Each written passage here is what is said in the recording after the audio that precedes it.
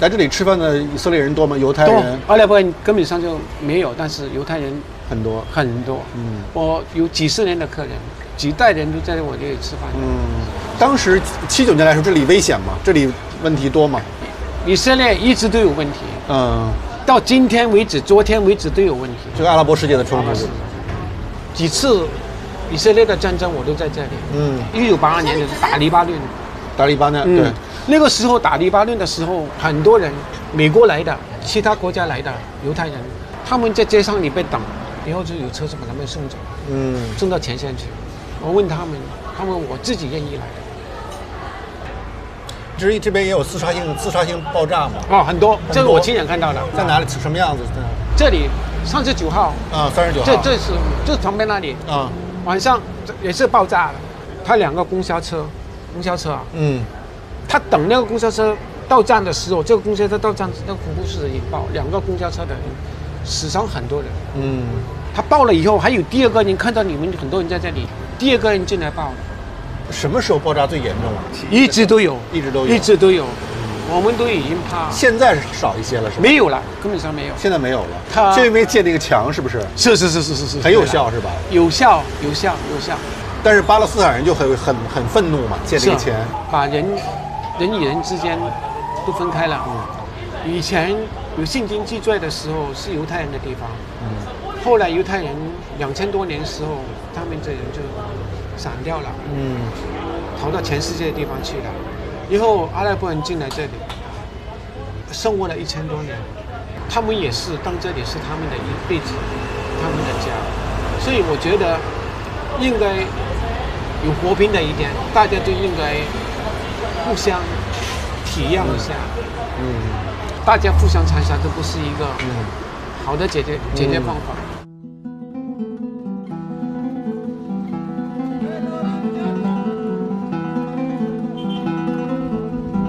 哇，这么高这墙，比那个柏林墙高多了。对啊，高太多了，这得有什么8米、10米高。耶路撒冷是一座有着3000年历史的古城，也是犹太教、基督教、伊斯兰教的发源地。一个小平台，你望出去，居然可以看到2个宗教的地标性建筑物，一个呢是西墙，一个呢是金顶。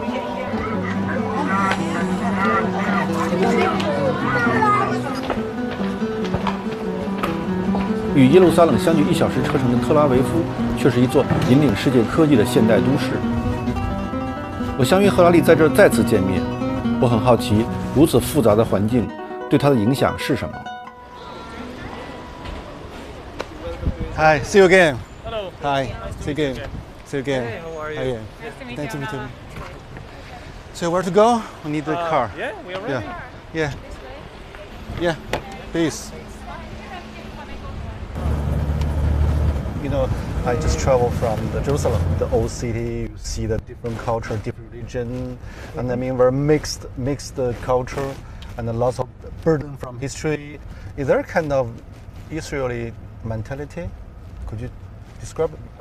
As a tourist, maybe you go there. Oh, it's very interesting. Or you see all the old places. All this is where Jesus was, and so forth. But you live there. The amount of hatred in that place. It's like a nuclear reactor of hatred. You know, religion can be a wonderful thing, but when you live in Jerusalem, you realize that it can be a terrible thing. Yeah. How much hatred and anger. Ideally, a temple or a religious place is a place where you go in order to experience peace and harmony. If you go to a temple and you experience hatred and anger, then this is a dysfunctional temple. It's not working, you know. It's like going to a hospital and getting back even more sick. So Jerusalem for me is a dysfunctional temple.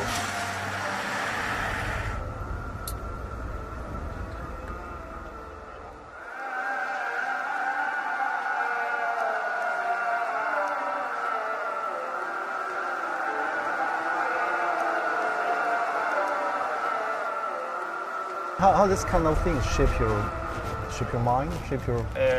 The influence on me of if this is what you ask, it obviously has an impact.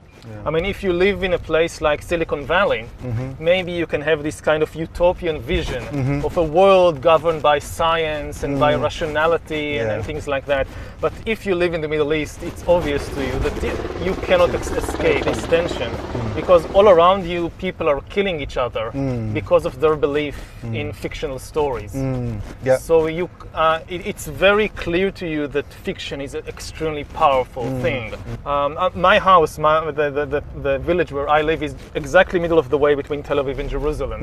On the one hand, I'm very connected to this world of Tel Aviv. Modern technology, modern technology, world, high tech, all that. And on the other hand, very connected to Jerusalem with all the religion and mythology, and especially this is why I think much of my writing and scholarship is about this tension between the modern world of the 21st century and artificial intelligence and all that, and on the other hand, the still great impact of all these mythologies and fictional stories and religions. When did you notice the tension? When did you notice the hatred of religions and I think only when I left Israel and I went to do my PhD in Oxford, then I realized how much tension there is in the place where, when you're born into it, you think, well, this is how the world is. And only when you go out, you realize, no, this is not how the world is. 为了更充分理解这个国家与赫拉利，我约了几位当地人闲聊。我的朋友王石正在以色列游学，他与我一同前往。007那个谍战片的这个行业，对。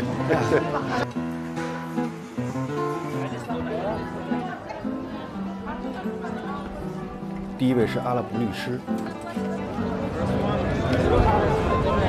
Nice to meet you. How do you think about the Jewish people? I mean, the Jewish come back. Take the city, they become a new authority. Is understanding or for you not? For me, I don't have a problem with the religion about the Jews. And they was living here before the occupation, and we have places that they are neighbors of the Arabs, and they don't have any problem with the Palestinian here. Before the occupation, when they kick them out from Europe and receive them, and later they are get of this country. But after, it's begin the problem. When I talk with the Israelis, most of the people, they have this stereotype. We really feel that. When they talking with me, are you real Arab? Yeah, I am Arab. Are you born here? Yes, I am born here. Here, the thing that it's helped me to live here in Jerusalem, it's how I look. According to the stereotype of the Israelis, I'm not look like the local people. The local people have to be dark skinned, not handsome person. And also my accent is good in Hebrew.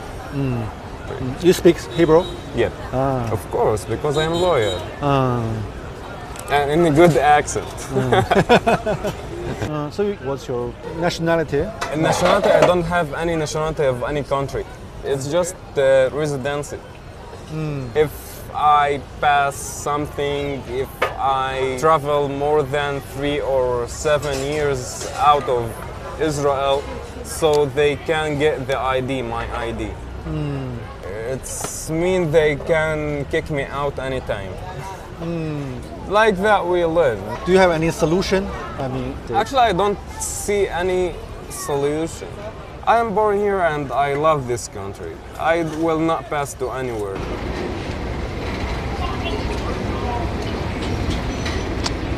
Forgot a car. Oh, it's okay. It's okay.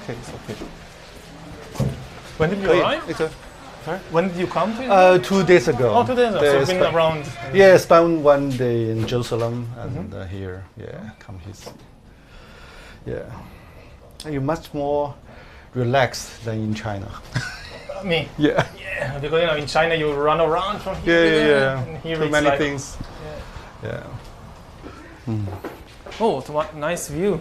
You want some water? Yes, Some water would or- be nice.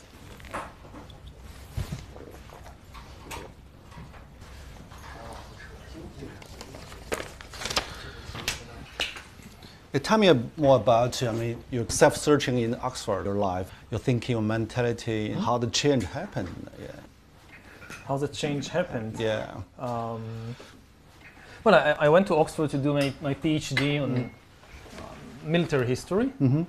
I was always very interested in the big questions of life. Yeah. What are we doing here, and what is the meaning of life, and what is the source of suffering in the world, and things like that. But I got the impression that you couldn't really engage with these questions in the academic world. The academic world is kind of pushing you to focus on more and more narrow and specialized questions. On a parallel track, I'm personally very engaged and interested in these big philosophical questions. Big tension for you. Yeah, when I got my tenure at the university, I felt that, okay, now I'm kind of secure. Now they can't do anything to me. I'm some terrible crime, like you murder the dean or something, they can't touch you. Yeah, yeah. So I try and reconnect the two tracks with these big questions about humanity and about life. I guess it was luck had something to do with it, but it was very successful. In the 20th century, there are some historians also ask big questions like Arnold Toynbee, H.G. Wells. How this kind of tradition shaped you? Influenced me. Yeah. The biggest influence on me, I think, was from Jared Diamond. Jared Diamond. He was a specialist in birds. Yeah. Yeah. He was the one who came and kind of showed the historians, look, you can do these things to, like, looking at humans from a bird's eye view. From bird to bird view. Yeah. So you're comparing Jared Diamond. What's your advantage and disadvantage of your books? Their strength compared with me is that I don't really have any background in biology. But if you just know biology, if you just understand evolution and you know everything there is to know about humans, you can now explain human history. I don't think that this can work because human history also has a very important ingredient of culture, of ideas, of stories, of fictions, and this is kind of my specialty, the exploration and understanding of fictions and mythologies and stories and their immense impact on human history. And if you don't give enough importance to the stories, to the fictions, you will never understand something like the Second World War, or like the French Revolution, or like the rise of Christianity. There was no biological or geographical explanation. So what do you think the major flaw of your theory? Have you ever think about it? Of my theory? Yeah, your perspective. You try to explain the whole world, the history, but what's the major flaw in the process? Well, if I knew the major flaw, I would have corrected it. But there are definitely flaws. Do you have any kind of worry? Maybe I speak so much about the change, the process, but actually I don't understand very well. Do you have any kind of concern? There are many areas. Because your tongue in the books is so confident. So, yes. Yeah. There are many areas that I talk about and I have no first-hand experience. I just rely on what the experts in the field say and I believe them. And I have no ability to kind of verify for myself that what I'm saying is true. I just believe them. So it's only second-hand knowledge. I read articles and books about artificial intelligence and what are the principles behind the program, behind the machine learning. So I trust that they are right. I hope that they are not kind of, making this colossal mistake and leading the entire world after them. 赫拉利对多领域的探索，对二手知识的运用与宏大叙事的热情，让我想起另一位以色列朋友，他即将成为一位拉比，是位教授塔木德的老师。这部古老的典籍覆盖了犹太教的律法、习俗、祭祀、礼仪等。You gonna join me? Sit. Yes. Okay. Come, welcome.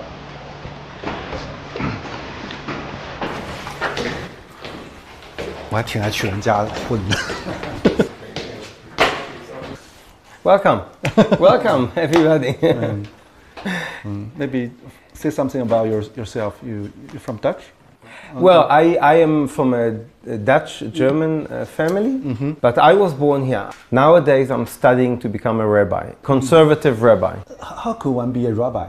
You have to study and you have to pass exams. You compare with the priest for the Christian, similar things or not similar? I mean, the role they played in the social society. I think you know, you are the spiritual leader of the people, and it's a very important job because you're working with people. For us, for outsider, the Jewish education seems very interesting combination. On the one side, it's a quite religious. You stick some everlasting truths. On the other side, the Jewish people seems very open to new technology, new knowledge. So how to explain the combination of this kind of paradox? You know, if you read the Talmud, you can see in the Talmud that they already were very much open-minded. They had already broad knowledge. They didn't say, oh, we only have to confine ourselves to one knowledge, which is the Jewish. We have to understand everything because life is about everything. Talmud is a lot about discussions, open discussions. We bring different ideas and, oh, you heard a story that came from another country. How do we relate to that story? Is it relevant to us? I think that in the Jewish philosophy, and you have to listen to everything, understand other cultures, other people. 2,000 years ago, we were fighting amongst ourselves. And because we were fighting, you know, there were splits in the people, the temple was destroyed. So, you know, I think that the big issue of today is how do we build bridges? You know, how do we educate the next generation so we build bridges to people who are different than us? And how the Jewish people deal with the trauma? I mean, teach the kids to know the trauma, to know their past. We realized that the stories are very, very important. Everybody started talking about it and understanding that it is important to discuss it. Do you think the Israel today still facing kind of existential crisis? I want to believe that not. I think that, look, there are people in the world that say that they want us to disappear. But I don't think that, you know, practically it's possible. But human beings are not always predicted. What we learn from history is that human beings, that people, never learn from history. So history can often repeat itself because we just don't learn. So we don't look with open eyes of what happened only a few years ago and say, okay, let's do it differently. So I don't know. You know, I don't think that we are today on an immediate threat. But of course, Israelis feel that there is a threat. But I hope and I believe that we are strong enough and we'll be okay.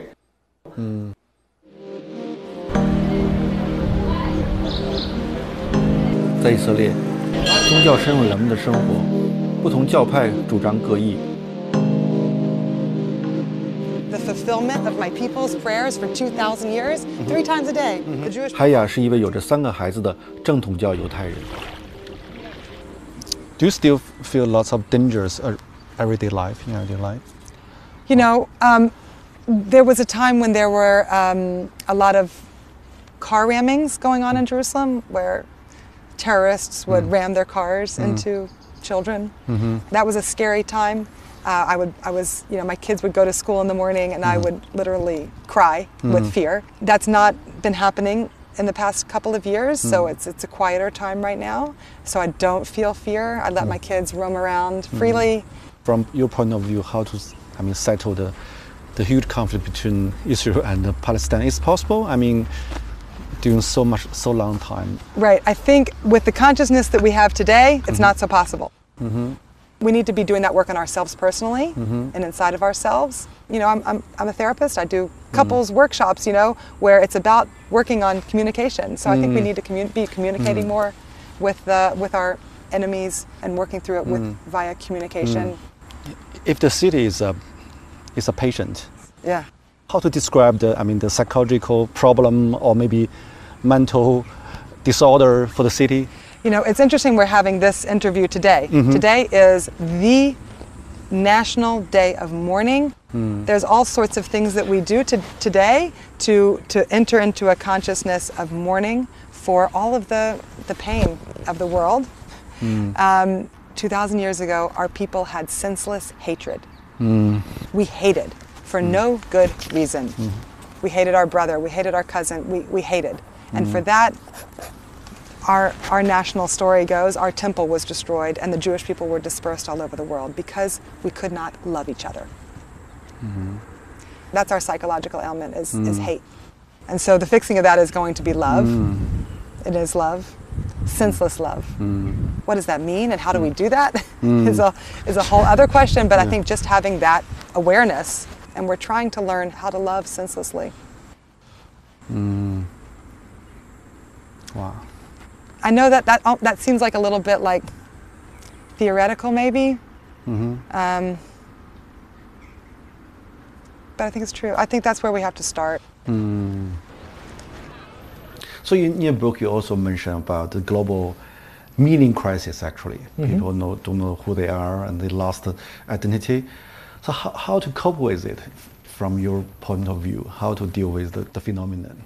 We can't come back. We can't go back. We can't go back. This should be But very clear. Yeah, we the road must create back. new. Yeah, what's new? What's the new meaning? I think that always the key is to get to know ourselves better. When people ask what is the meaning of life, they usually expect to be told some story about the universe, which gives them some role to play. You have the Jewish story, the Christian story, the national story, but all these stories are false because the universe doesn't work as a story. It exists today in the world, not Israel, not Japan, not Greece, not Egypt. None of them existed 5,000 years ago. Humans coming out of Africa, the first cave art, the farming, the invention of farming, of agriculture, the invention of writing, of money, the first cities, all these things happened long before any of the nations that today exist appeared. So none of them offers you an eternal truth.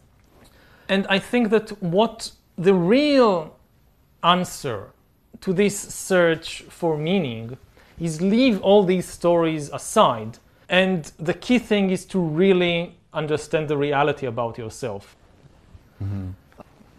So there are many tools to do it, from meditation to the tools of science, that to really explore what is the body, what is the brain, what is happening within me. If you really know the truth about yourself, I don't think that you need any of these stories anymore. So you say you must create your own story. No, you don't create your own story. You search for the truth, about the reality about yourself. But you said the whole history is about story, but how to see the reality. But people never live in the kind of true reality, mostly fictional. Yes, as I said, in order to live in society, in order to have a functioning social order, you must have all these kinds of stories. They're useful as tools. You cannot build societies without a story in which people believe. But it's the same in the case of entire nations and religions. You can't organize millions of people together if they don't agree on some common story and common laws. So we need these things. But they are just tools. They are not the ultimate reality. If you mistake these imaginary stories for the ultimate reality, then you will never know the truth about yourself, and you will start usually sacrificing people for the sake of imaginary story, like what is happening in the Middle East all the time.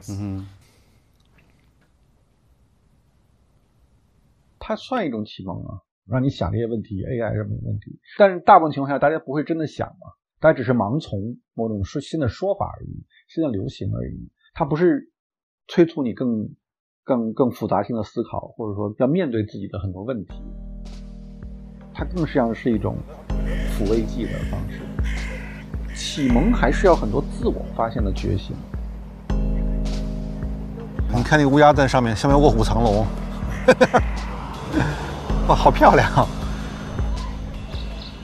你从建筑形上显然它是有点博采众长，就有点和像他要把其他的宗教大同是吧？完全大同在这儿。